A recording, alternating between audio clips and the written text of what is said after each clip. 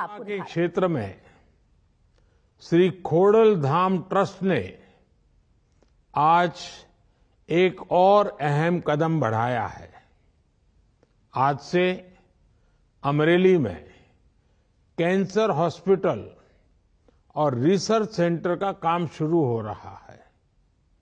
अगले कुछ सप्ताह में श्री खोडल धाम ट्रस्ट कागवड़ की स्थापना के 14 वर्ष भी पूरे हो रहे हैं। आप सभी को इन आयोजनों की बहुत बहुत शुभकामनाएं। मेरे परिवारजनों, 14 वर्ष पहले लेवा पाटीदार समाज ने सेवा, संस्कार और समर्पण का यही संकल्प लेकर श्री खोडल धाम ट्रस्ट की स्थापना की थी। तब से इस ट्रस्ट ने अपने सेवा कार्यों से लाखों लोगों के जीवन को बदलने का काम किया है। शिक्षा का क्षेत्र हो, कृषि का क्षेत्र हो, स्वास्थ्य का क्षेत्र हो, आपके ट्रस्ट ने हर दिशा में अच्छा करने का लगातार प्रयास किया है। मुझे विश्वास है कि अमरेली में बनने जा रहा कैंसर हॉस्पिटल सेवा भावना की एक और मिसाल बनेगा। इससे अमरेली समेत सौराष्ट्र के बहुत बड़े क्षेत्र को फायदा होगा। साथियों, कैंसर जैसी गंभीर बीमारी का इलाज किसी भी व्यक्ति और परिवार के लिए बड़ी चुनौती बन जाता है। सरकार का प्रयास है कि कैंसर के उपचार में किसी भी मरीज को मुश्किलें न आए। इसी सोच के साथ पिछले 9 साल में देश में करीब 30 नए कैंसर अस्पताल विकसित किए गए हैं। 10 नए कैंसर अस्पताल पर अभी काम चल रहा है। साथियों, कैंसर के इलाज के लिए भी बहुत जरूरी है कि कैंसर का सही समय पर पता चल जाए। अक्सर हमारे गांव के लोगों को जब तक कैंसर का पता चलता है तब तक बहुत देर हो चुकी होती है, शरीर में काफी फैल चुका होता है। ऐसी स्थिति से बचने के लिए ही केंद्र सरकार ने गांवों के स्तर पर 1.5 लाख से ज्यादा आयुष्मान आरोग्य मंदिर बनवाए हैं। इन आयुष्मान आरोग्य मंदिरों में कैंसर समेत कई गंभीर बीमारियों को शुरू में ही पकड़ने पर जोर दिया जा रहा है। जब कैंसर का पहले पता चल जाता है तो उसके इलाज में डॉक्टरों को भी बहुत मदद मिलती है। केंद्र सरकार के इस प्रयास से महिलाओं को भी बहुत फायदा हुआ है। सर्वाइकल कैंसर हो,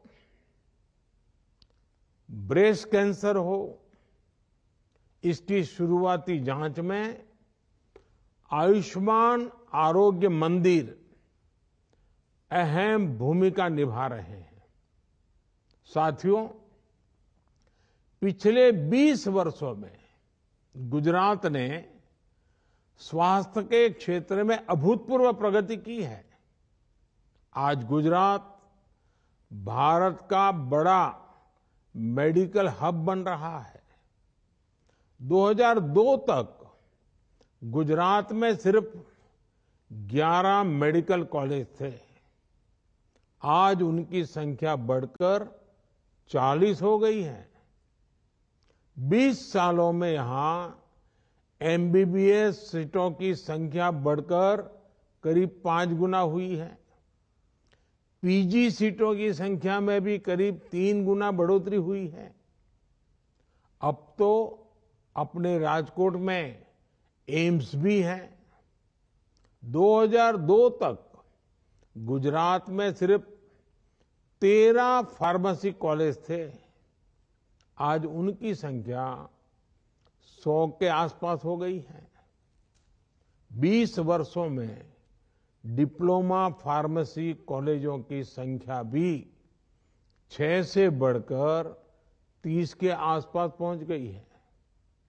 गुजरात ने स्वास्थ्य के क्षेत्र में बड़े सुधार का मॉडल पेश किया है। यहां गांव-गांव में कम्युनिटी हेल्थ सेंटर्स खोले गए। आदिवासी और गरीब इलाकों तक स्वास्थ्य सुविधाएं पहुंचाई गई। गुजरात में 108 एम्बुलेंस की सुविधा पर लोगों का भरोसा लगातार मजबूती हुआ है। मेरे परिवारजनों, देश के विकास के लिए भी आवश्यक है कि देश के लोग स्वस्थ हो, सशक्त हो। खोड़ल माता के आशीर्वाद से आज हमारी सरकार इसी सोच पर चल रही है।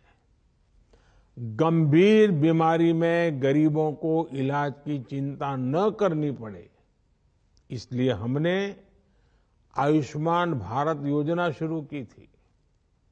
आज इस योजना की मदद से 6 करोड़ से ज्यादा लोग अस्पताल में भर्ती होकर अपना इलाज करा चुके हैं। इसमें बड़ी संख्या कैंसर के मरीजों की भी रही है। अगर आयुष्मान भारत योजना ना होती तो इन गरीबों को 1 लाख करोड़ रुपए का खर्च खुद करना पड़ता। हमारी सरकार ने 10,000 जन औषधि केंद्र भी खोले हैं, जहां लोगों को 80% डिस्काउंट पर दवाइयां मिल रही हैं।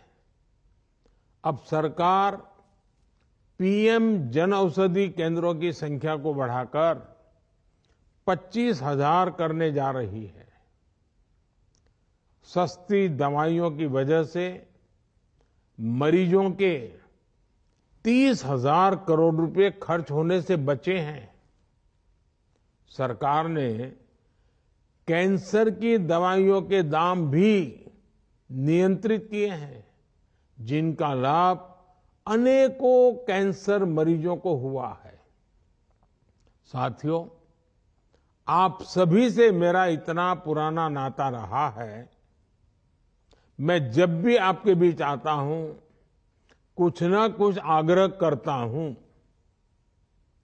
आज भी मैं आपके सामने अपने आग्रह दोहराना चाहता हूं। ये एक तरह से मेरे 9 आग्रह हैं, और माता का धाम हो और नवरात्रि की याद आना बहुत स्वाभाविक है, और इसलिए मैं कहता हूं 9 आग्रह हैं। मैं जानता हूं कि आप इनमें से कई क्षेत्रों में पहले से बहुत कुछ कर रहे हैं, लेकिन आपके लिए, आपकी युवा पीढ़ी के लिए मैं ये 9 आग्रह दोहरा रहा हूं। पहला, पानी की बूंद बूंद बचाइए और जल संरक्षण के लिए ज्यादा से ज्यादा लोगों को जागरूक करिए। दूसरा, गांव-गांव जाकर लोगों को डिजिटल लेन देन के प्रति जागरूक करिए।